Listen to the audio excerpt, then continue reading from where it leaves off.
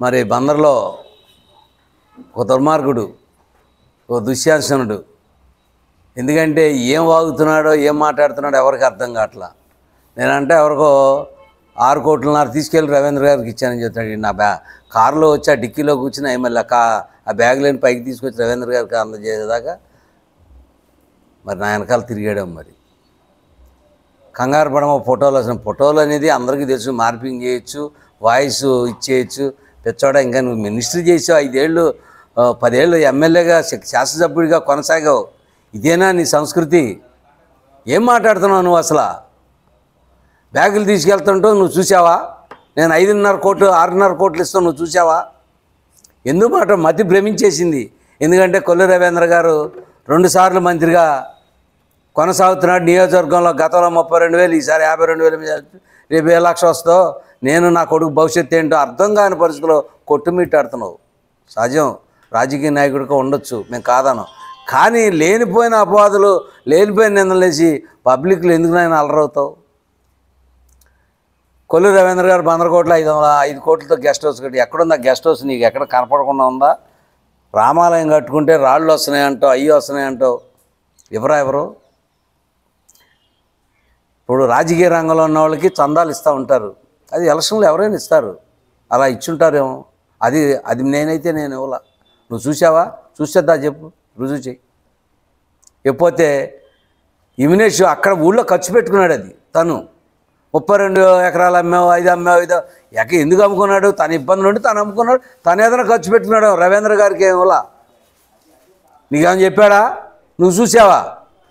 ఎందుకు పెచ్చ పేలాపలు మాట్లాడతావు?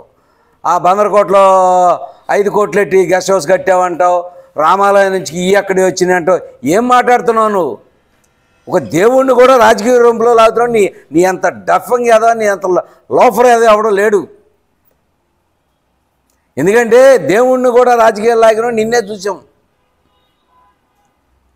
అది అందరూ ఒక రామాలయం కట్టాలని తలో ఒక చందాలు ఇస్తారు, ఎవడైనా ఇస్తాడు. నువ్వు కట్టు, ఇస్తారా? ఎందుకు? నువ్వు వసూలు చేసుకోవాలా? నువ్వు చందాలు లేకుండా గెలిచావా? అమ్మతో డబ్బులు లేవన్నావు, డ్రామాలు ఆడావు. ఇంతెక్కడి నుంచి వచ్చింది నీకు? మొన్న ఎందుకు ఖర్చు పెట్టా? అంతా ఇలాగ ఉంటుంది రాజకీయాల్లో ఉన్న వాళ్ళ మీద రకరకాలు. ఇకపోతే 33,000 ఎకరాలు ఎవరికి తెలియకుండా నోటిఫికేషన్ ఇచ్చారన్నావు. అన్ని పేపర్లో అన్నీ ముందే ఇట్లా సేకరిస్తున్నాం, భూసేకరణ జరుగుతుంది, బందర్ పోర్టు కడుతున్నామని మేము ముందుగానే ప్రకటించాం. మా రాష్ట్ర నాయకులందరూ ప్రకటించారు. హడావిడిగా నోటిఫికేషన్ ఇవ్వలేదే. ఆ సంస్కృతి నీది. ఎందుకంటే హడావిడిగా నోటిఫికేషన్లు ఇవ్వటం, దొంగ జీవోలు జారీ చేయటం, అర్ధరేత్రిగా జీవోలు జారీ చేయటం నీకు నీ పార్టీకి ఉన్న సంస్కృతి. మాకు అలాంటి సంస్కృతి మాకు లేదు. రవీంద్ర గారు ముందుగానే అధికారులతో సమావేశం ఏర్పాటు చేసి, రైతులతో సమావేశం ఏర్పాటు చేసి 33,000 ఎకరాలు సేకరిస్తున్నాం పోర్టు కోసం అని చెప్పారే తప్ప స్వయం ఆ అర్ధరేత్రి గారు జీవోలు జారీ చేసింది చీకట్లో చేసిందేం కాదు. ప్రతిదీ రాజకీయం చేసి మాట్లాడతావు, ప్రతి దాన్ని రాజకీయం చేసి మాట్లాడతావు. నువ్వు ఏంటి? రవీంద్ర గారు మాంగారు కష్టపడి, వాళ్ళు ఎప్పటి నుంచో వ్యాపారాలు ఉన్నాయి, వాళ్ళకి మిల్లులు. నీకు తెలుసో తెలియదో, నువ్వు లాగు చొక్క కూడా తొడుక్కున్నావు లేదప్పుడు. వాళ్ళకి అప్పటి నుంచో రైస్ మిల్లు కట్టే ఇది ఉంది వాళ్ళకి. అక్కడ రైస్ మిల్ దగ్గర స్థలం ఉంది, ఆ స్థలం కూడా అక్కడ కొంత స్థలం ఉంది. అట్లాంటి దాన్ని రాజకీయం చేస్తావు. అది ఆయన కొనుక్కున్నాడు. 2009లో డబ్బులు ఇచ్చి కొనుక్కున్నారు, 2016లో రిజిస్ట్రేషన్ చేసుకున్నారు. కొంతమంది మరి మీ పోర్టల్లో నీవే దానిలో శ్రీకృష్ణుడు పాత్ర వహించి దాన్ని వాళ్ళకి హ్యాండ్ ఓవర్ చేయకుండా తాండవ కృష్ణ ప్లేబ్యాక్ ఆడావు, కోర్టులో వేయించావు. 2024లో ఆయన హ్యాండ్ ఓవర్ చేసుకుని కట్టుకున్నాడు. ఆయన ఉన్న స్థలంలో కట్టుకున్నాడు తప్ప దాన్ని రాజకీయం చేస్తావు. ఏంటి నువ్వు మాట్లాడేది? పోతే కుర్తువేన్లో పొలం ఆక్రమణ చేసావు, కౌంట్లు నడిపించావు అంటావు. ఏ కౌంట్ నడిపించావు? నువ్వేమన్నా చూసావా? అది ఎప్పుడో ఎవరిదో కొన్నది. దానికి రవీంద్ర గారిని కొంచెం హెల్ప్ చేసి పెట్టమంటే రవీంద్ర గారు కొంతమంది వెళ్ళి హెల్ప్ చేశారు. అది దాన్ని అక్రమంగా లాగేవంటావు. నువ్వు కొనుక్కుంటే తప్పు లేదు, కానీ ఉతలోడు కొంటే తప్పు. పెచ్చ నానిబాబుగా. ఎందుకంటే నువ్వు అసలు బందర్ కానీ మచిలీపట్నం అభివృద్ధి ఏనాడని చేసావా? చేసింది కొల్లు రవీంద్ర. ఏదైనా ఈ 10 ఏళ్ళలో ఆయన 2 సార్లు ఇది ఇప్పుడు అంతకుముందు 5 ఏళ్ళు తర్వాత ఇప్పుడు 2 ఏళ్ళు ఎంత అభివృద్ధి జరిగిందో బందర్ ప్రజలందరికీ తెలుసు. నువ్వు పిచ్చ పేలాపలంతా పేడలాడుతుంది తప్ప ఓ పెచ్చెక్కేసి గడ్డివాడ కుక్కలాగా ఓ బోయమ్మ వరితే కరెక్ట్ కాదు. వీళ్ళందరికీ నువ్వా? నీ దగ్గరకు అందరూ చెప్తున్నారా? నీ దగ్గర రావాలంటే అని దొరుకుతున్నారు జనం, ఎందుకంటే నువ్వేం వాగుతున్నావు అర్థం కాక. కాబట్టి కొల్లూరు రవీంద్ర గారిని, కొల్లూరు రవీంద్ర గారి ఫ్యామిలీని ఏదైనా అంటే మటు మర్యాద ఉండదని తెలియజేసుకోండి. అందరికీ నమస్కారం. నిన్న మచిలీపట్నం మాజీ శాసనసభ్యులు మీ అందరూ తెలుసు, ఆ వ్యక్తి రామాయపేట సెంటర్లో ఒక జ్యూస్ షాప్ గురించి మాట్లాడారు. నేను రామాయపేట సెంటర్లో జ్యూస్ షాప్ గురించి నా స్నేహితుడు అతను మీరు ఏదో 3 లక్షల రూపాయలు తీసుకున్నారు అని ఒక ఆరోపణ చేశారు. దాన్ని క్లియర్ కట్గా మొన్న ప్రెస్ మీట్లో క్లియర్గా చెప్పాను. నేను ₹1 బిళ్ళ తీసుకున్నా సరే రామానాయుడుపేట సెంటర్లో అదే వినాయకుడి గుడి సాక్షిగా మీరు అదే రోడ్లో వెళ్తారు, వినాయకుడి సాక్షిగా ప్రమాణం చేస్తానని చెప్పాను మీకు ఆ రోజు. నాకు ఇప్పుడైనా రెడీయే. అలాగే అదే కాకుండా నా వార్డులో ఎటువంటి అపార్ట్మెంట్ కానీ కన్స్ట్రక్షన్ కానీ ఏమీ జరగల. 4 ఫ్లోర్లు 5 ఫ్లోర్లు ఫ్లోర్కి 50,000 అని చెప్పి ఒక 5 లక్షల రూపాయలు తీసుకున్నారని చెప్పి అని అన్నారు. దానికైనా సిద్ధమే. ₹1 బిళ్ళ ఎవరిదైనా తీసుకుంటే మీకు ఏమైనా రుజువు చేసి ఉంటే, అదేదో సామెత అంటారు సార్, నీకు ఏదైనా దమ్ము దైను ఉంటే నువ్వు ఆ క్యాటర్లో కలిగి ఉన్న మగవాడు అయితే అంటారు కదా. నేను అనలేను, ఎందుకంటే నాకన్నా పెద్ద వయసు మనిషివి కాబట్టి. నువ్వు వచ్చి రుజువు చెయ్యి. ఎక్కడైనా రూపాయి చేయి చాచాడు వెంకటస్వామి అనే మాట అంటే వాళ్ళు తీసుకురా, నేను వాళ్ళు తీసుకొచ్చి చూపిస్తా. నువ్వు దానికైనా సిద్ధమైతే రెడీ. ఎందుకంటే ఊరికినే సొల్లు మాటలు సొల్లు వాగుడు ఎన్ని ఆపేసి, ఎందుకంటే బందర్లో 20-25 ఏళ్ళు చూసి నానా పులి అని కథ అయిపోయింది. ఇంకెన్నిసార్లు చెప్తావు? ఒకదాన్ని తీసుకొచ్చి ఇంకో దాని లింక్ కలిపి ఆ రోడ్డు అది వైనింగ్. ఇప్పుడు 2014లో కానీ 2009లో కానీ మీరు ఉన్నప్పుడు నాయకుడు 100 రోడ్డు 40 రోడ్డు వైనింగ్ అన్నమాట వాస్తవం. అందరూ 14లో మేము చేయలేకపోయాం, 19లో మీరేం చేస్తారనుకున్నా అది చేయలేపారు. ఇప్పుడు ట్రాఫిక్ ఇబ్బందిగా ఉందని చిలకలపూడి రింగ్ కాడి నుంచి ఇక్కడి వరకు మీరు వైనింగ్ చేశారు కదా, అది ఎంత ట్రాఫిక్ అని మీరు వైనింగ్ చేశారు. 40 రోడ్డు వైనింగ్ చేయకూడదని రవి గారి మీద బురదేస్తున్నారు మీరు. అసలు ఏమాత్రం ఇంగిత జ్ఞానం ఉందా? కనీసం నీ క్లియర్గా 2 ప్రెస్ మీట్లో కూడా చెప్పా, నేను కనుక రూపాయి చేజాచి అడిగి తీసుకుంటే మీరు వాళ్ళు ఇచ్చుంటే కనుక దేవుడు సాక్షిగా ప్రమాణం చేస్తాను, నేను రోజు ఆ వినాయకుడికి దండం పెడతాను, సంవత్సరం నేను కార్యక్రమాలు చేస్తూ ఉంటాను, మీరుగా అదే రోడ్లో వస్తారు, రండి ప్రమాణం చేయండి. ఇంతకీ సొల్లు మాటలు సొల్లు వాగుడు ఇన్ఛార్జ్ తీసారు. పోనీ నేను తీసుకున్నాను అనుకోండి, పోనీ ఆ 8 లక్షల్లో 3 లక్షలు బద్రీ షాపు 5 లక్షల అపార్ట్మెంట్ అన్నారు కదా, అందులో 4 లక్షలు నీకు పంపించే కదా. అందపోతే అన్న అడగొచ్చు, తప్పే ఉంది, 4 లక్షలు వచ్చారు ఇంకో 1 లక్ష స్వామి అంటే పంపించేవాడి కదా. అలా నేను అనలేను కదా ఆ తప్పుడు మాటలో. అది మాకు సభ్యతా సంస్కారంతో ఉంటాం కాబట్టి మేము ఆ మాట అనలేం. అలా నేను ఆ రోజు చెప్పొచ్చు, నీకు 4 లక్షలు పంపించా కదండి, చాలపోతే ఇంకో 1 లక్ష అడగండి, పోనీ ఇంకో 1 లక్ష కాదు 1,50,000 ఏదో రకంగా తీసిస్తారు. ఇందుకు నలుగురిలో అలా ఏదన్నా నీకు చేతనైతే రా ప్రమాణం చేద్దాం, నీ ఇష్టం ఎప్పుడైనా చెయ్యి, ఫోను వస్తా, దేవుడి సాక్షిగా ప్రమాణం చేస్తా. ఎందుకు సొల్లు మాటలు సొల్లు వాగుడు పనికిమాల వాళ్ళు 20 సంవత్సరాలు 10 సంవత్సరాలు చూసి అయిపోయారు ప్రజలు. మీ నాన్నగారి తరం, మీ తరం, మీ అబ్బాయి తరం, 3 తరాలు ఏమి చేసి వచ్చారు బందరకి చెప్పండి. కొల్లు రవీంద్ర గారు రిజర్వాయర్లు కడితే దానికి రంగులేశారు, G+3 ఇస్తే దానికి రంగులు వేసుకున్నారు. ఇప్పుడు పాండవసంగుడు రోడ్డు డెవలప్మెంట్ కానీ బీచ్ రోడ్లు కానీ ఎన్ని డెవలప్మెంట్ చేశారు అంటే పెరినాని అభివృద్ధి. మీరు చేసిన పైన ఒకటి చేశారండి. గతంలో గవర్నమెంట్కి 20-40 లక్షల రూపాయల పొలం ఫోర్ట్కి కానీ జాతీయ రహదారికి ఇచ్చినవి అయితే 2 తాడు చెట్లు లోతు మట్టి తీసేశారండి. తీసేసి వాళ్ళ స్థలాల్లో తోలేసుకున్నారు. కావాలని దాని డాక్యుమెంట్ దాని వీడియోగా నా దగ్గర ఉంది. పోతేపల్లి రోడ్లో కనీసం మొన్న మధ్యలో చూస్తే 2 తాడు చెట్లు లోతు రోడ్డుకి ఇచ్చిన పొలాన్ని తవ్వేసేసి ఇలా స్థలాల్లో పూర్తి చేసుకున్నారు. అవి మాత్రం చేశారండి బాబు మీరు అనువాయులు మాత్రం మొత్తం. ఎందుకంటే ఊరికనే తెలుగుదేశం పార్టీ మీద బురజాలటం, కొల్లు రవీంద్ర గారి మీద వాగటం, వాళ్ళేమి ఇవాళేమో ఆస్తిపరులు కాదుగా. ఇప్పుడు కొల్లు రవీంద్ర గారు తండ్రి గారు కానీ వాళ్ళ మామగారు కానీ వాళ్ళ 2-3 తరాలు వెనక నుంచి చూస్తే పెద్ద రోజుల్లోనే రైస్ మిల్లు ఉన్న రోజుల్లో వాళ్ళకి. మరి మీ తండ్రి గారు అయితే మరి రామాయపేట సెంటర్లో మేము మా తాతగారు మా తండ్రి గారు మేము అక్కడ మనం పుట్టి పెరిగిన వాళ్ళమేగా. మీకు ఎంత ఆస్తులు ఉన్నాయో వాళ్ళకి ఎంత ఆస్తులు ఉన్నాయో మనందరికీ తెలిసిన విషయమే కదా, ప్రజలందరూ చూస్తున్నారు కదా. మీకు ఇన్ని వేల కోట్ల రూపాయలు ఎక్కడి నుంచి వచ్చినాయి, రవి గారికి ఎక్కడి నుంచి వచ్చినాయి అని మీరు చెప్పక్కల్లా. వాళ్ళు ముందు నుంచి ఉన్నదండి. వాళ్ళ తాతగారు వాళ్ళ తండ్రి గారు వాళ్ళ మామగారు ఇచ్చిన ఆస్తులు డెవలప్మెంట్ చేసుకుంటారు, తప్పే ఉంది. ఇప్పుడు దానికి తప్పు లేదు కదా. ఆయన కట్టుకుంటున్నాడు, నువ్వు కట్టుకోలేవని బాధ. మీరంటే ఎక్కడెక్కడ ఆస్తులు తెలవకుండా హైదరాబాద్ బస్సు ఎక్కి బెంగళూరు డైరెక్ట్గా ఒక్కడే వెళ్ళిపోయి ఆ పనులు చూసుకుని వైజాగ్ పనులు చూసుకుని ఒక్కడే వచ్చేసాడు. ఎవరు తెలియదు కదా, ఇంకా ఆ మాత్రం తెలియట్లేదు, ఉన్నదానిలో కట్టుకుంటున్నాడు. దానికి కనపడద్ది. ఎవరైనా వీడియోలు తీయనని రోజు మార్కెట్కి వెళ్ళి ప్రతి మనిషి బందర్లో ఉన్నాడు చేపల మార్కెట్కి వెళ్తాడు. వెళ్ళినప్పుడు చూస్తారా రవి గారి బిల్డింగే అంటారు. దాని దాచి కడతలేదు పరదాల మధ్యలో, ఏమీ పబ్లిక్గానే కడుతున్నాడు. నీ మాదిరిగా ఏదో బురజల్దాం ఇన్ఛార్జీలు ఏ ఇన్ఛార్జి డబ్బులు తీసుకొని చెప్పండి. తెలుగుదేశం పార్టీ కార్యకర్తలు ప్రతి ఒక్కళ్ళు కూడా కష్టపడి పనిచేసే మనస్తత్వం తప్ప ఎవడో చేజాచే అవకాశం కల్లా అసలు ఆ పరిస్థితి రాని కూడా రాదు. మీ కార్యకర్తలు మీ అనుమానులు ఏదో చేశారని చెప్పి మా వాళ్ళు చేశారన్నమాట ఉత్తమ మాట. పేరు నాని గారికి ఇదే చెప్తున్నా, ఎప్పుడైనా చెప్తా, నేను ప్రమాణ పూర్తిగా ఏ బిల్డింగ్లో అయినా సరే ప్రమాణ పూర్తిగా రూపాయి తీసుకుని స్వామి తీసుకున్నాడనే మాట చెప్పమని చాలు, నేను ప్రమాణ పూర్తిగా కొట్టేసి చెప్తా. నీ ఇష్టం ఏ గుడైనా సరే, నేను ఆ గుడైనా అంటలా, ఏ గుడైనా సరే ఎక్కడ రూపాయి చేజాచకుండా వాళ్ళ వరకు రాజకీయం చేసాం 2014 నుంచి ఈ రోజు వరకు. అందుకే ఇంత ధైర్యంగానే మాట్లాడగలుగుతున్నా. తీసుకుంటే నేను ఎంత ధైర్యంగా మాట్లాడంగా ప్రమాణ పూర్తిగా అన్నగా. నాకు పిల్లలు ఉన్నారు, పోనీ అలా అయినా సరే ప్రమాణం అన్నా, నేనేమి వెనకాడతలా. నీ మాదిరిగా నేను సొల్లువాగుడు సొల్లుబలి నేను చెప్పట్లా. అంతేకాకుండా ఇన్ఛార్జీలు అంటే ఏ ఇన్ఛార్జీలు తీసుకున్నారండి? ఏ ఇన్ఛార్జీలు తీసుకున్నారు? మీకు నోటికి వచ్చినట్టు మాట్లాడుతున్నా కరెక్ట్ కాదు. అది ప్రతి ఇన్ఛార్జి కష్టపడి పనిచేస్తున్నాడు. ఎందుకంటే తెలుగుదేశం పార్టీ సిద్ధాంతాలు అది. మేము నోటికి వచ్చినట్టుగా మాట్లాడడం ఏ విషయం కూడా, అది గుర్తుపెట్టుకుని మాట్లాడాలని ఈ సందర్భంగా తెలియజేస్తున్నాం.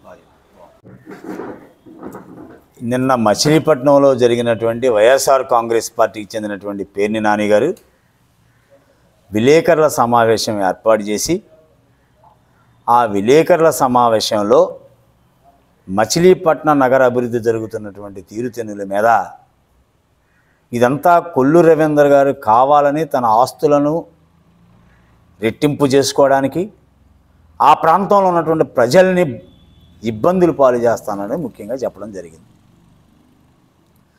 మచిలీపట్నంలో 2004లో గెలిచినటువంటి పేర్ని నాని గారు 2006 సంవత్సరంలో జిల్లా పరిషత్ నుంచి కోనేరు సెంటర్ దాకా, కోనేరు సెంటర్ నుంచి నాగపతిరావు సెంటర్ సెన్సిటీ మీదుగా రోడ్డుని అభివృద్ధి చేయాలనే ఆలోచనతో అభివృద్ధి చేయడానికి ప్రయత్నం చేశాడు.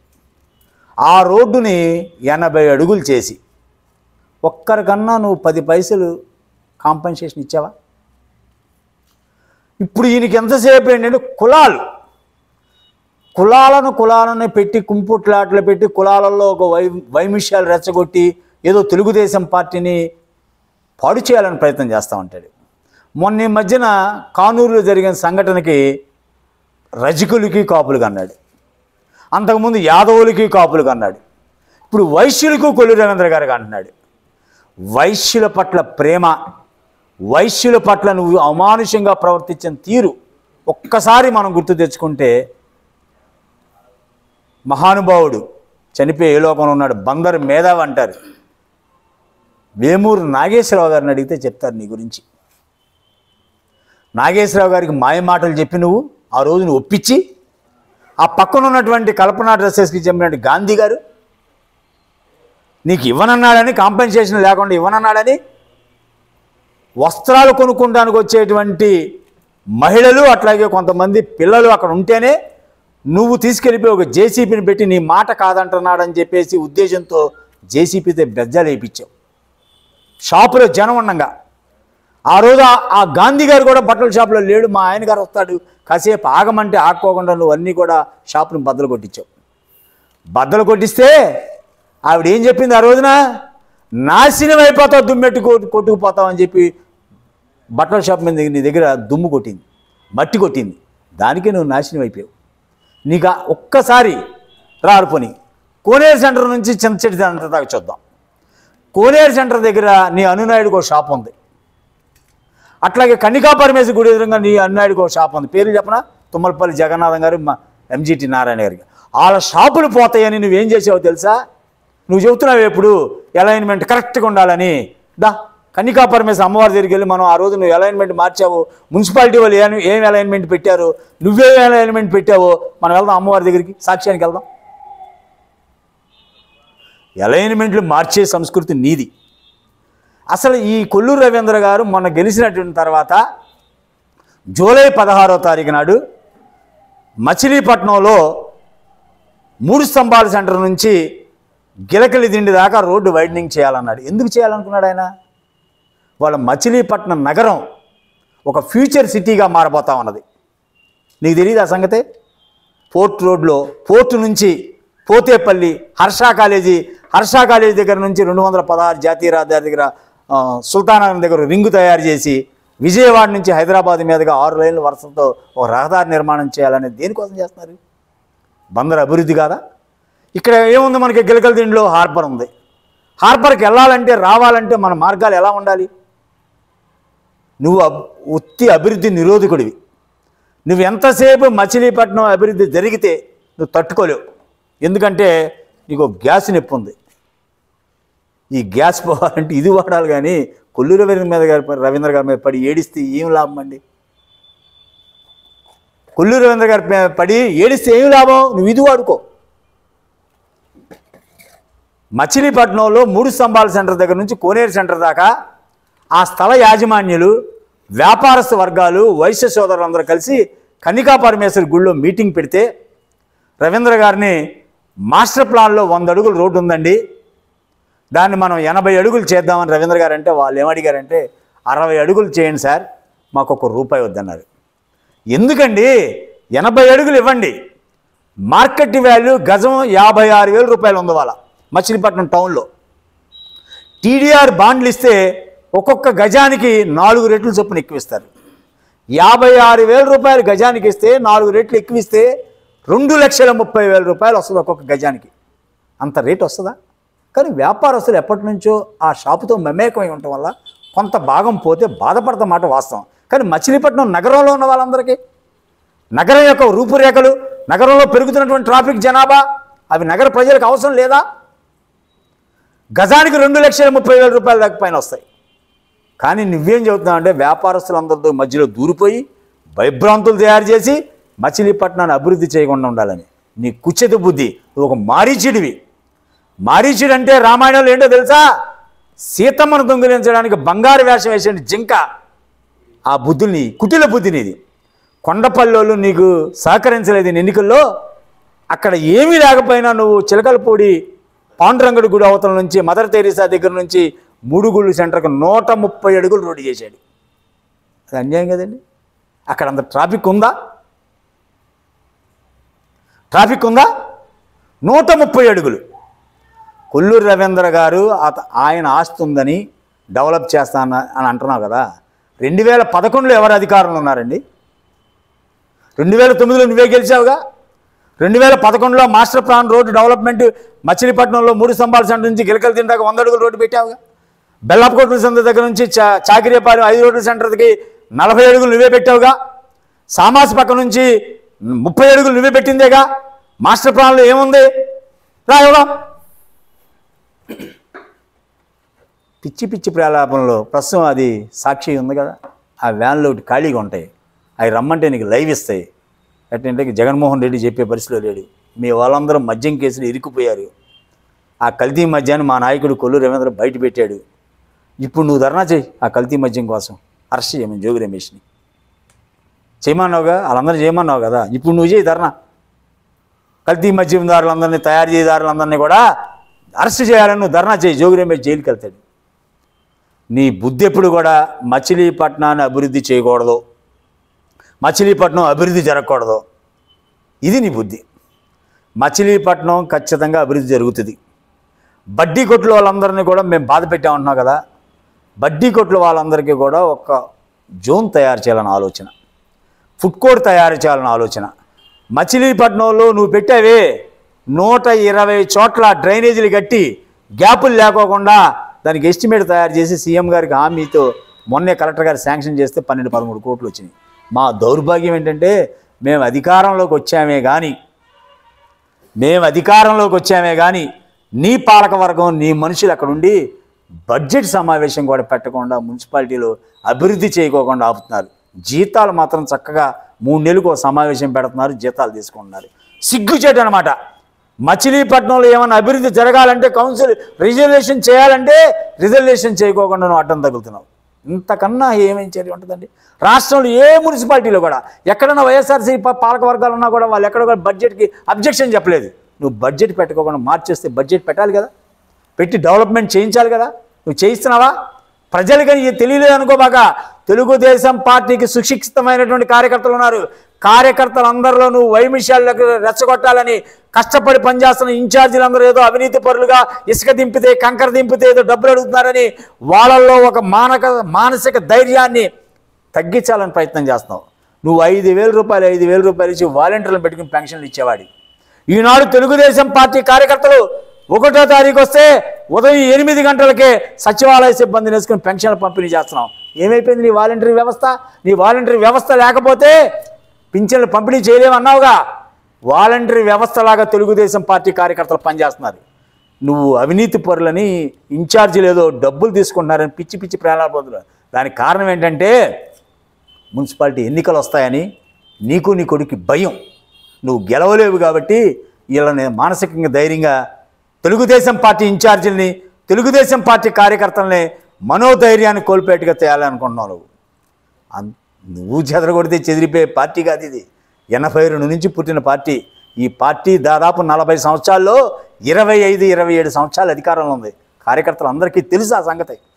ఖచ్చితంగా తెలుగుదేశం పార్టీ కార్యకర్తలందరూ కూడా కష్టపడి పనిచేస్తారు. 50 సీట్లకి 50 సీట్లు రేపు డివిజన్లు గెలిచే పరిస్థితి ఉంది. దాన్ని తట్టుకోలేక నువ్వు ఇన్ఛార్జీల మీద ఈ విధంగా నెపం నెడుతున్నావు. నీ టైంలో చేసిన డెవలప్మెంట్ ఏంటంటే చర్చకరా. మేము కట్టించిన నాటికి నువ్వు రంగులు వేసుకుని రిజర్వాయర్లు మచిలీపట్నంలో నీళ్ళు ఇస్తున్నావు. మేము కట్టించినటువంటి 20 TML వాటర్ ప్లాంట్ తాలూకా వాటర్ సప్లై ఉండటం వల్ల వాళ్ళ మచిలీపట్నంలో చక్కగా నీళ్ళు వచ్చే పరిస్థితి. ఈ నాని గారు నువ్వు ఇన్నేళ్ల రాజకీయ అనుభవంలో కొడుకుని ఎమ్మెల్యేగా చేయాలంటే ఇలాంటి కొల్లు రవీంద్ర గారి మీద అవాకులు చెవాకులు లేనిపోయిన ఆరోపణలు, షాపింగ్ మాల్ కట్టుకుంటున్నాడు, మిల్లు కట్టుకుంటున్నాడు. అదే వాణిజ్యపరంగా రైస్ మిల్లు తయారు చేసే ఫ్యాక్టరీ, వాళ్ళు రైస్ మిల్లు కట్టుకుంటూ ఉంటారు. అది నీకు తెలుసు. కానీ కులాలు, మతాలు, వ్యాపారాలు ఇవన్నీ షాపింగు. ఇంకా నయ్యం ఆయన బందర్లో షాపింగ్ మాల్ కట్టుకుంటున్నాడు. నువ్వెక్కడెక్కడ కొనుక్కున్నావు? నీ ఆస్తుల గురించి చిట్టా అంతా మన వాళ్ళ దగ్గర నువ్వే అఫిడవిట్లో చేసావుగా. నువ్వు పోటీ చేసినప్పుడు, నీ కొడుకు పోటీ చేసినప్పుడు అఫిడవిట్లు ఇచ్చారుగా. అవన్నీ దస్తావేజులతో సహా మన వాళ్ళు చెప్పారుగా. ఇక నీ ఆస్తుల గురించి చెప్పాలంటే ఈ సమావేశం సరిపోదు. మళ్ళీ ఇంకొకసారి మనం డీటెయిల్డ్గా మాట్లాడుకుందాం. మాట్లాడి నీ బందర్లో నీ ఆస్తులు ఎక్కడెక్కడ ఉన్నాయో, నువ్వు ఎక్కడెక్కడ కబ్జా చేసావు, ఎక్కడెక్కడ నువ్వు బినామీల పేర్లు మీద పెట్టావు, ఎక్కడ అనాథ రైతులు లేవోట్లు, ఇప్పుడు నువ్వు వినాయక నగర్లో 2000 గజాలు అక్రమంగా ఎట్లా రాయించుకున్నావు, వాసవి నగర్ ఎలా వచ్చిందో, బైపాస్ రోడ్లో ఎడం చేతే పక్కన కొత్త బైపాస్ దగ్గర నీకు 7 ఎకరాలు ఎలా వచ్చిందో అన్నీ కూడా అందరికీ తెలుసు. తెలియదు కాదు. మళ్ళీ ఇంకోసారి రంగనాయ సాంగ్ భూముల మీద అట్ల మీద మనం మాట్లాడుకుందాం. దయచేసి నువ్వు నీ కడుపుబ్బరం ఏమైనా ఉంటే కనుక ఈ యూనో వాడుకుని ఆరోగ్యం సరి చేసుకో. పిచ్చి పిచ్చి ప్రాణాలతో మాత్రం ఊరుకునే పరిస్థితి అయితే ఉండదు. అంటేనా? అందరికీ నమస్కారం. బందర్ ప్రజలందరికీ తెలిసిందే, ఇక్కడ 3 సార్లు ఎమ్మెల్యేగా చేసి, ఒకసారి మంత్రిగా పనిచేసి, ఎంతో భవిష్యత్తు ఉండి ఎంతో అభివృద్ధి చెందాల్సిన బందర్ని సర్వనాశనం చేయటమే కాకుండా 25 సంవత్సరాలు పైబడి తన మాయ మాటలతో, నాటకాలతో, రకరకాలైన హావభావాలతో ప్రజలందరినీ మోసం చేస్తూ మాయమాటలు చెప్పి బతకడమే జీవితంగా నడుస్తున్న ఈ పేరుని నాని నిన్న మళ్ళీ తయారైపోయాడు. ఓ మ్యాప్ ఒకటి తగిలిచ్చాడు. ఏంటి దౌర్జన్యం అంటాడు, ఏంటి దుర్మార్గం అంటాడు. కేవలం నీకు కావాల్సింది ఏంటంటే ఎక్కడ వేసిన గొంగళి అక్కడే అన్నట్టుగా బందర్ అలాగే ఉండాలి. బందర్ అభివృద్ధి చెందకూడదు, బందర్లో ప్రజలు అభివృద్ధి చెందకూడదు. నీ కుటుంబం మాత్రం వేల కోట్ల రూపాయలు సంపాదించుకోవాలి.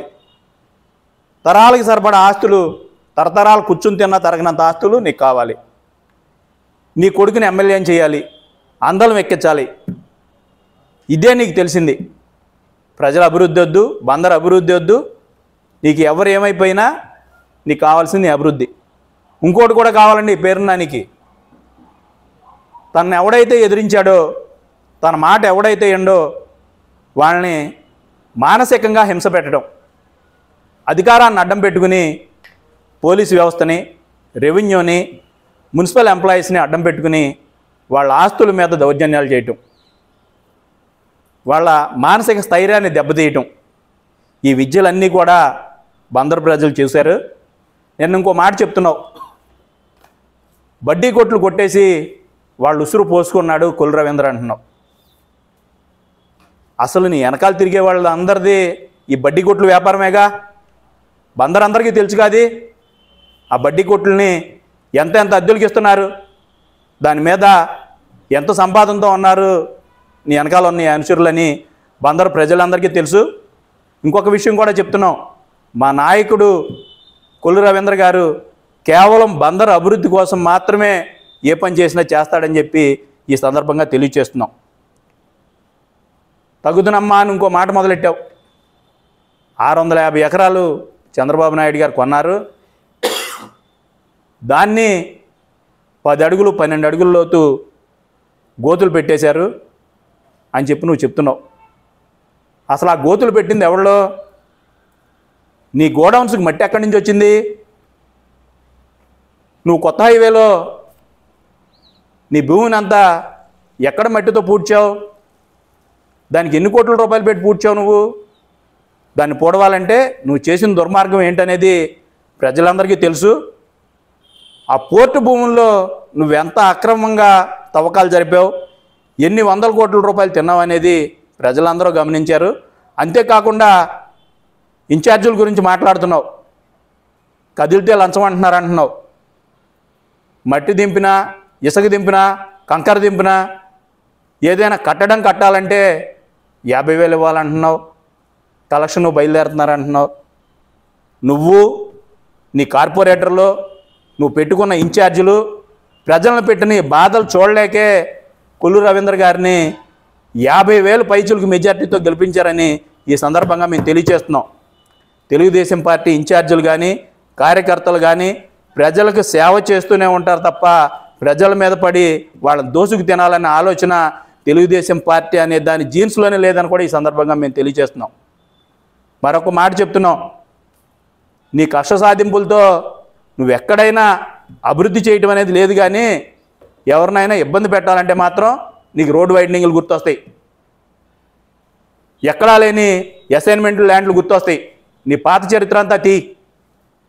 బందర్లో ఎన్ని వందల ఎకరాలని, ఎన్ని వేల ఎకరాలని అక్రమంగా అసైన్మెంట్ లిస్టులో పెట్టావు నువ్వు. 22A లిస్టులో పెట్టి ఎంతమందిని వాళ్ళ ఆస్తులను ఎటు కాకుండా చేసుకోవడానికి నువ్వు కుట్రలు చేసావు. ఆ భయపెట్టి ఎందరు ఆస్తులను లాక్కున్నావు నువ్వు. ఈ చరిత్ర అంతా ఉంది. నోరుంది కదా అని పిచ్చ మాటలు మాట్లాడుతూ నువ్వు ఏది చెప్తే అది బందరు ప్రజలు అంటారని చెప్పి మాత్రం అనుకోవద్దని ఈ సందర్భంగా తెలియజేస్తూ, నువ్వు చెప్పే ఎంత మాయ మాటలు చెప్తావు, ఎంత మోసపూరిత మాటలు చెప్తావు అనేది ఓ చిన్న ఉదాహరణ చెప్తాను. నేను మాట్లాడుతూ 9 అడుగులు 10 అడుగులు గోతులు పెట్టారంటున్నావు. ఆ పెట్టిన గోతులు నువ్వే. దాన్ని ఎదరోళ్ళ మీద బురజాలటంలో నువ్వు సిద్ధహస్తుడు అని ప్రతి ఒక్కరికి తెలుసు. 4 కోట్లు అవుద్ది ఎకరానికి అంటున్నావు. నువ్వు కొన్న ఆస్తులు నువ్వు పూడ్చిన ఎన్నాటికి ఎన్ని వందల కోట్లు ఖర్చు పెట్టా. ఎకరానికి మీటర్ లోతు పూడ్చడం అంటే 9 నుంచి 10 లక్షల రూపాయలు చేసుకుని చేస్తున్నారు. నువ్వు ఎంతమందికి చేయించా? కేవలం ఏంటంటే ఇంకోటి కూడా మాట్లాడుతున్నావు. ముడా చైర్మన్కి ప్రసాద్ రాజీనామా చేశాడు, మీ దుర్మార్గాలు దౌర్జన్యాలు చూడలేక అంటున్నావు. ఆయనకేదో స్టేట్ జనరల్ సెక్రటరీ వచ్చి నాకు మా పార్టీ సిద్ధాంతం ప్రకారం నేను ఆ పదవినే తీసుకుంటాను, ఇది నాకు అక్కర్లేదని రాజీనామా చేశాడు. నీకు ఎక్కడైనా ఈ బందర్లో ఈ దుర్మార్గాలని ఆయన చెప్పాడా? నువ్వు చేసిన దుర్మార్గాల్ని కొల్లు రవీంద్ర గారికి, తెలుగుదేశం పార్టీకి ఆపాదించొద్దని చెప్పి ఈ సందర్భంగా తెలియజేస్తూ మరొకసారి చెప్తున్నాం, మా వాళ్ళు అన్నట్లుగా నువ్వు చేసే ఆరోపణకి దేన్నైనా రుజువు చేయగలిగితే ఓపెన్గా మాట్లాడదాం రా. అది తప్పించి ఈ పిచ్చ మాటలు, అర్థం లేని ఆధారాలు లేని ఆరోపణలు చేస్తూ బురద జల్లేద్దాంలే, వాళ్ళే కరుక్కుంటారు, మన పని అయిపోతుందిలే అనుకుంటే మాత్రం ప్రజలు చూస్తా ఊరుకోరని అని ఇంకో మాట కూడా చెప్తున్నావు. మేము అధికారంలోకి రాగానే చూస్తామంటున్నావు. నువ్వు అధికారంలోకి వచ్చేది లేదు, చూసేది లేదు. నీ అక్రమమైన నీ హింసను భరించలేక అధికారులను కానీ ప్రజలను కానీ నీ పెట్టే హింస, నీ పార్టీ పెట్టే హింస భరించలేకే ఈ కూటమికి ఇంత పెద్ద మెజారిటీతో 164 సీట్లు ఇచ్చారని చెప్పి కూడా ఈ సందర్భంగా తెలియజేస్తున్నాం. మాట్లాడే ముందు నీ స్థాయి తెలుసుకుని మాట్లాడాలని కూడా ఇంకోసారి కూడా నీకు తెలియజేస్తున్నాం. అసలు ఈ మందు బాటిల్ గురించి నువ్వు మాట్లాడతావు, అక్రమ మద్యం అనేది మీదనేది ప్రతి ఒక్కరికి తెలుసు. చంద్రబాబు గారు దాని మీద లోగో గురించి, క్యూఆర్ కోడ్ గురించి చెప్పారు. అంత మాత్రం చేత ఆయన ఖాళీగా ఉన్నాడు అంటున్నావు. మీ నాయకుడిలాగా ఆయన ఏం పబ్జీ ఆడుకోవట్లేదే. చంద్రబాబు నాయుడు గారు రోజుకు 18 గంటలు పనిచేస్తారని ప్రతి ఒక్కరికి తెలిసిన విషయమే. ఆయన కష్టాన్ని చూసే ఆయన 3 సార్లు ప్రజలు ముఖ్యమంత్రిగా ఎన్నుకున్నారని కూడా ఇది 4వ సారి. అందరికీ తెలిసిన విషయమే. ఏదైనా మాట్లాడేటప్పుడు నీ స్థాయి తెలుసుకుని నువ్వు మాట్లాడాలని చెప్పి ఈ సందర్భంగా పేర్ని నానిని మేము హెచ్చరిస్తున్నాం.